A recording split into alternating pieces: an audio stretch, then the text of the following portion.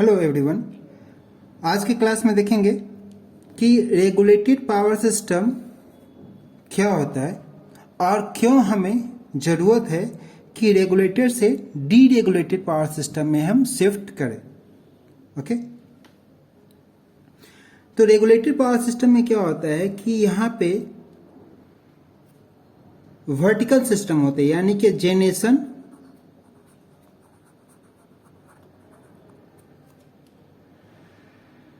Transmission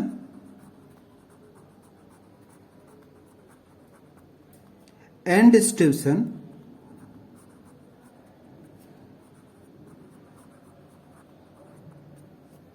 generally सब कुछ एक ही से कंट्रोल होता है, एक ही इसको कंट्रोलिंग बॉडी होता है और जो इसका रूल्स एंड रेगुलेशन बनाएगा, इसको रूल्स एंड रेगुलेशन बनाता है गवर्नमेंट। ओके, और ये वर्टिकल सिस्टम है। वर्टिकल सिस्टम यानी कि जेनरेशन से पावर जाएगा ट्रांसमिशन में, ट्रांसमिशन से पावर जाएगा डिस्ट्रीब्यूशन में, और सब कुछ यहां से कंट्रोल होगा कि जेनरेशन से जो पावर जाएगा उसी को ट्रांसमिट करके उसी को डिस्ट्रीब्यूट करेंगे। यानी कि कोई प्राइवेट बॉडी डायरेक्टली यहाँ पे ट्रांसमिशन में या डिस्ट्रीब्यूशन में इंटर नहीं करता है।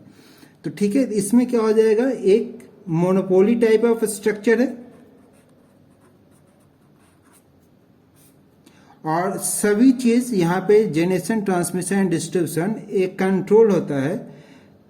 All part of structure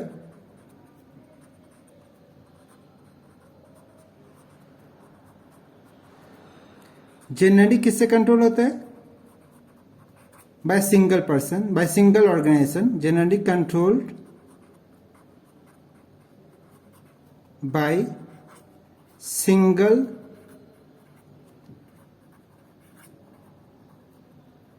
organization।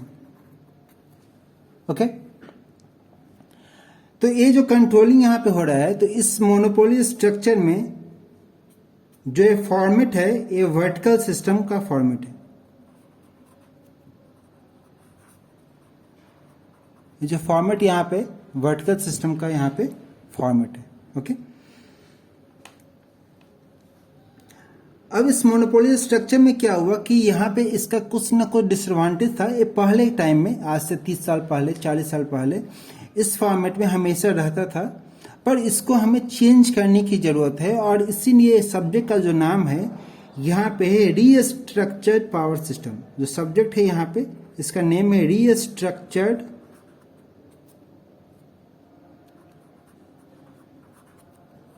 Power system.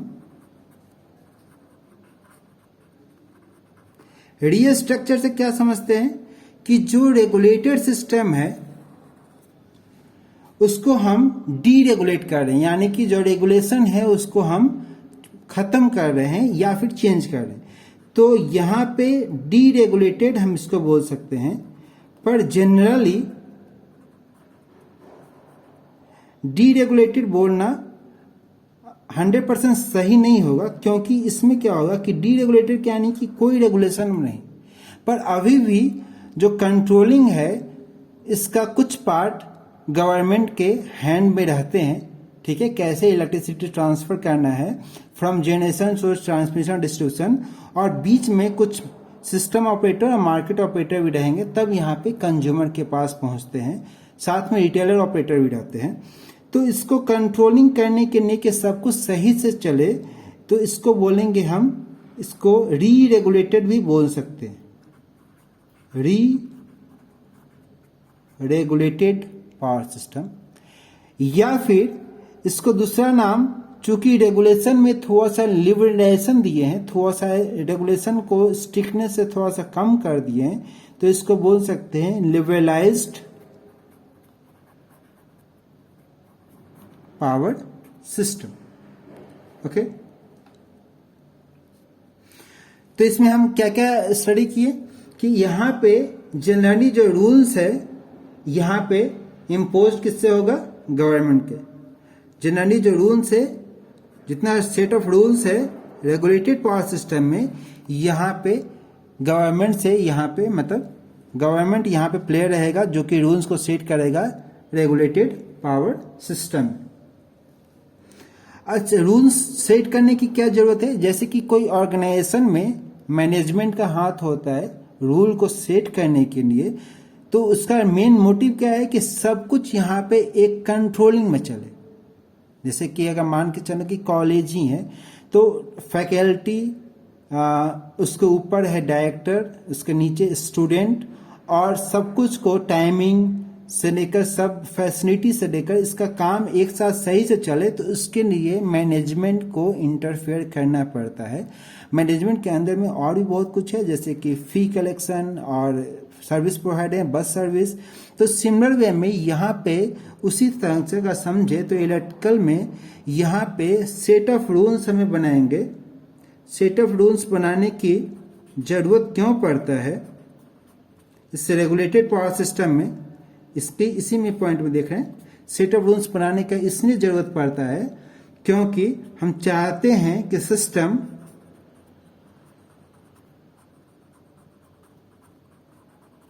Smoothly run करे, system runs smoothly and with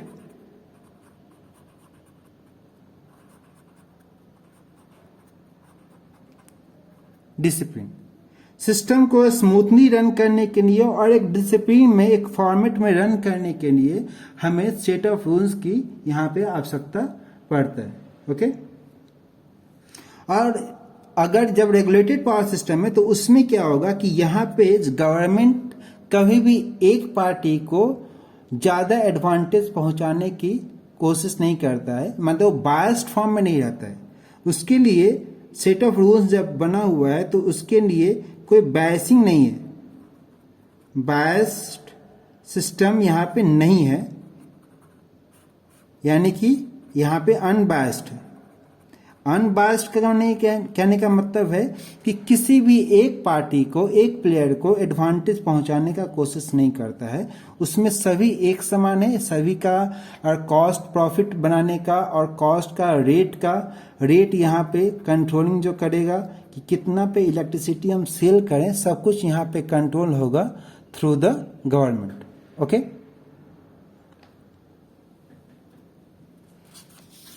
next आते हैं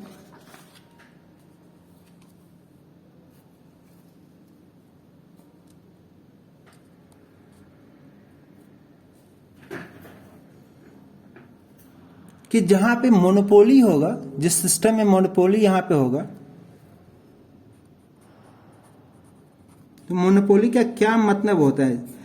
जैसे गवर्नमेंट यहां पे इंटरफेयर करेगा सेट ऑफ रूल्स बनाने में, और उसमें वर्टिकली यहाँ पे कंट्रोल सिस्टम है, तो उसके वर्टिकली कंट्रोल सिस्टम में जहां मोनोपोली होगा तो वहां पे कैसे हम समझेंगे कि मोनोपोली का क्या मतलब है, उसका क्या क्या इम्पैक्ट पड़ता है, उसको हम यहाँ पे समझेंगे कि यहाँ पे कैरेक्टरिस्टिक इसका है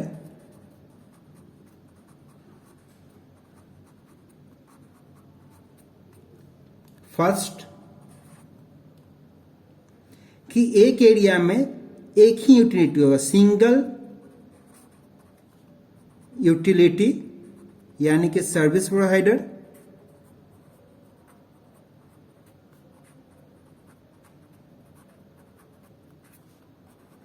इन ए एरिया। ठीक है, यानी कि उसका अकेला एक मोनोपोली। जैसे एग्जांपल हम समझें कि किसी टाइम में, जैसे अगर एयर इंडिया फ्लाइट की बात करें, एयर इंडिया अकेला यहाँ पे फ्लाइट सर्विस में था, तो उसमें इसका खुद का मोनोपोली हैगा, एक कंप्लीटली इसका कंट्रोलिंग कहाँ से हो रहा था? गवर्नमेंट से। ठीक है, ये अलग अपना बॉडी इसको कंट्रोल कर रहा है, गवर्नमेंट इसको इंटरफेयर करेगा, सेट ऑफ रूल्स बनाएगा, प्रॉफिट जाएगा गवर्नमेंट को, लेकिन इसका मोनोपोली है, जो भी रेट इसको डिसाइड करना है रेट खुद डिसाइड कर सकता है, प्लस जिस रूट में इसको ट्रेवल करना है उस रूट को अभी एक खुद अपने से डिसाइड कर सकता है ना। पर अगर इसमें क्या होगा कि इसका कुछ न कुछ डिसएडवांटेज है कि रूट जब खुद डिसाइड कर रहा है तो रूट में यहाँ पे सभी रूट में ये चीज यहाँ पे एक्सटेंशन नहीं कर सके, और इसमें जब मोनोपोली होगा तो इसमें प्रॉफिट अपने अनुसार से डिसाइड करेगा, कंपटीशन नहीं होगा कि कंपटीशन रहेगा तो हमें सस्ता में मिल सकता है जो कंज्यूमर होगा। तो यहाँ पे अकेला बॉडी है तो यहाँ पे ये कंपटीशन यहाँ पे नहीं होगा, और जब कंपटीशन नहीं होगा तो नए टेक्नोलॉजी यहाँ पे लाने की हम जरूरत मतलब नहीं करेंगे क्योंकि अकेला कंपटीटर है ना। तो इस चीज़ को यहाँ पे कंसीडर कर सकते हैं कि जैसे एयर इंडिया में अगर फ्लाइट सर्विस में है, ऐसे ही टेलीकम्युनिकेशन में बात करें कि अगर मान के चलो BSNL के अलावा अगर एयरटेल जियो आया, जितना कंपटीशन आएगा उतने हमें कंज्यूमर के लिए नए नए टेक्नोलॉजीज और साथ में चीप कॉस्ट पे हमें यहाँ पे उपलब्ध हो जाता है सर्विसेज। ओके, तो अगर मोनोपोली में बात करें तो यहाँ पे सिंगल यूटिलिटी है तो यहाँ पे कंपटीशन नहीं होगा। कंप्लीटली यहाँ पे रेगुलेटेड फ्रेमवर्क है।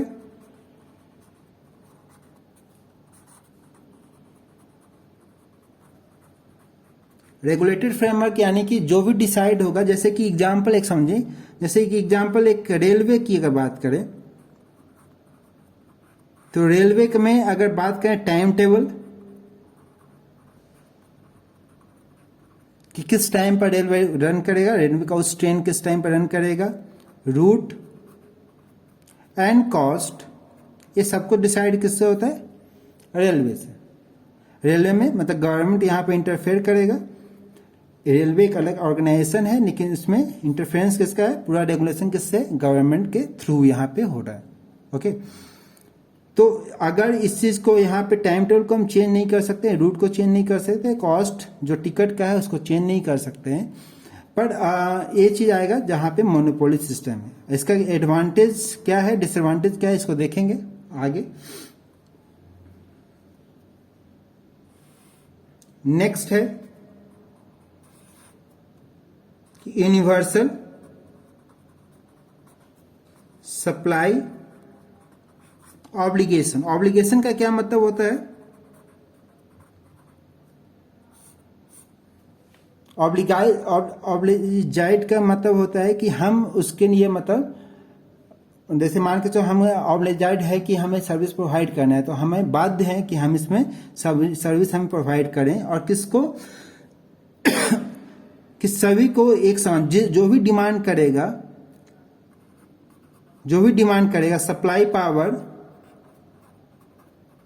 To all those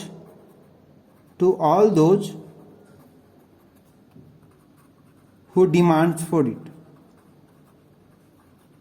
her demands for it, यानी कि जो भी पावर को डिमांड करेगा उसको हमें बाध्य है कि हम उसको सप्लाई करें, चाहे वो किसी रीजन का हो, किसी रेट का हो, अमीर गरीब, इससे हमको फर्क नहीं पड़ेगा, हमें उसको बाध्य है कि हम इसको सप्लाई करें, है ना। और जहाँ पे सरकार इंटरफेयर कर रहा है तो इसमें तो बाध्य है ही। तो ये चीज यहाँ पे मोनोपोली सिस्टम में क्योंकि अकेला सिंगल प्रोवाइडर है, जहाँ पे कंपटीशन होगा तो उसमें क्या होगा, हमारे पास ऑप्शन है, ठीक है, हम बाध्य नहीं है। मान के चलो BSNL एग्जाम्पल के लिए है, एयरटेल है और जियो है।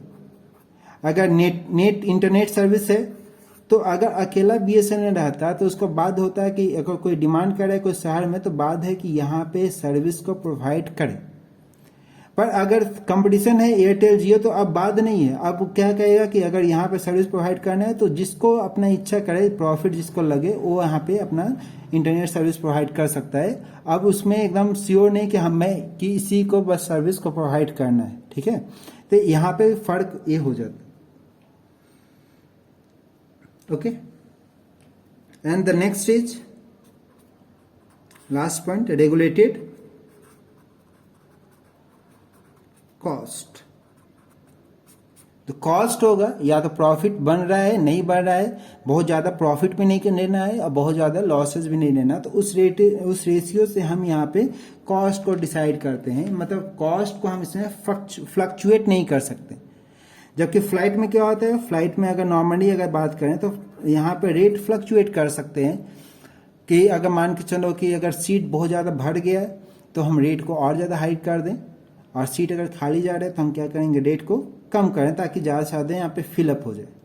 पर इसमें रेगुलेटेड, जैसे ट्रेन नॉर्मल ट्रेन की अगर बात करें तो इसमें कॉस्ट जो है यहाँ पे रेगुलेटेड कॉस्ट है, जो कि इसको जनरली चेंज नहीं कर सकते हैं, या चेंज करेंगे तो एक रेगुलेशन एक रूल के अनुसार यहाँ पे चेंज होगा। ओके, तो ये पॉइंट था जो रेगुलेटेड पावर सिस्टम का। हमें टॉपिक जो हमारा सब्जेक्ट है ये है कि रीस्ट्रक्चर, यानी कि जब रेगुलेशन को थोड़ा कम करेंगे तो हम इसको कैसे अभी के टाइम में इम्प्लीमेंट कर रहे हैं।